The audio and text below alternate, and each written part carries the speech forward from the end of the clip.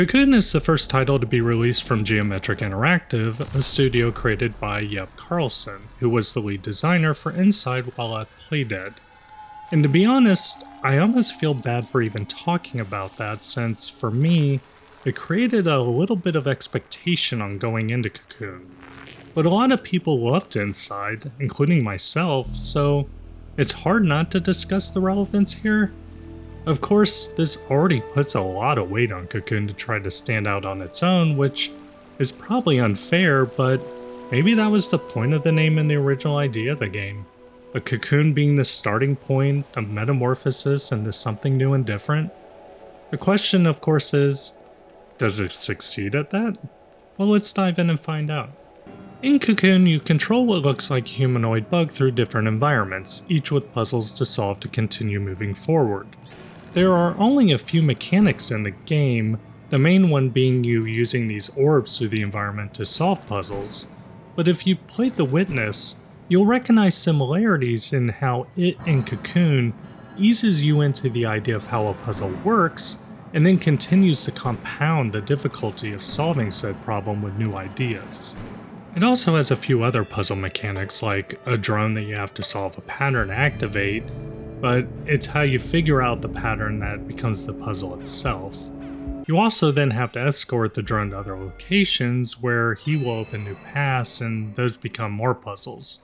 The orbs I talked about earlier are what the game revolves all around, and each orb is a contained environment. When you place the orb on a pedestal, it opens a gateway in which you can move from the current environment you're in to the one inside the orb. Basically, it ends up being an exercise of jumping in and out of different orbs, or even bringing orbs in orbs to try to progress forward. It's honestly tough to explain without literally spoiling everything, but it's a very cool concept. What also makes this work so well is that there is literally no loading time in this game. You move in and out of these areas seamlessly. The character also moves at a pretty decent pace, which I'm always a fan of, and it always makes you feel like you're progressing. While the game does a great job of leading you forward, it also does an amazing job of blocking your path back, basically telling you you have everything you need to solve the puzzle in front of you.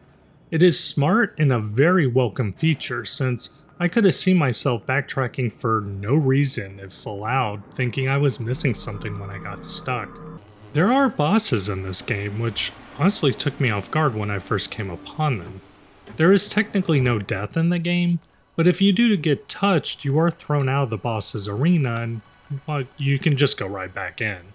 The penalty being that you have to start from the beginning of the boss fight.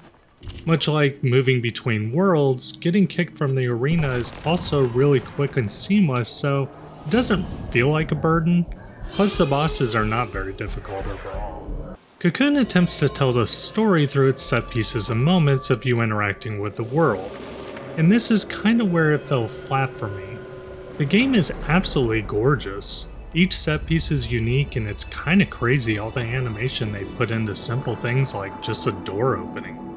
But my issue is that I just kind of felt like I was being ushered from each area for the sake of doing so. I felt no pull or reason other than to solve the puzzle because that's what the game wanted me to do.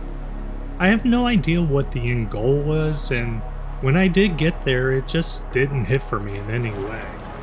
At the end of the day, I really liked COCOON, I just didn't love COCOON. And it's a game I played, went through the paces, and enjoyed doing so.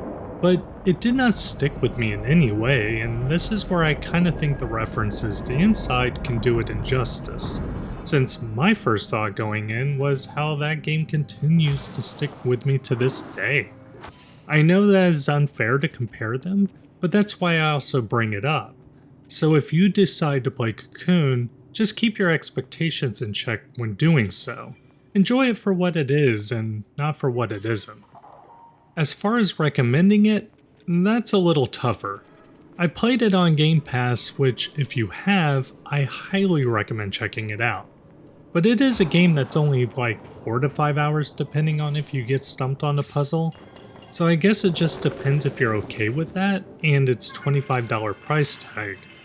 For me, it's not a game I ever see myself going back to and playing again, So while I think it's worth your time to play through at least once, unless you're absolutely crazy about puzzle games and need it immediately, I personally think it's one you could wait for a sale.